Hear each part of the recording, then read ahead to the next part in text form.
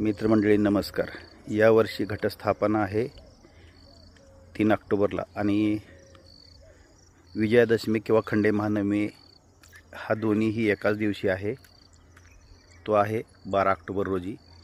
परंतु यावर्षी पाऊस जास्त पडल्यामुळे आणि सुरुवातीपासूनच पाऊस पडत असल्यामुळे यावर्षी ही जी समोर तरवडांची फुलं दिसत आहेत, तर ती तरवडांची फुलं जी आहेत ही घटस्थापनेनंतर विजयादशमीपर्यंत देवीला फुलांच्या माळा घालण्यासाठी वापरली जातात. आणि आमच्या भागात या तरवडांच्या फुलांचाच उपयोग देवीला माळा घालण्यासाठी केला जातो. परंतु यावर्षी या तरवडाला शेंगा लागलेल्या दिसत आहेत आणि त्यामुळे अगदी ऐन घटस्थापनेपासून ते पुढं दसऱ्यापर्यंत किंवा विजयादशमीपर्यंत ही फुलं उपलब्ध होणार नाहीत.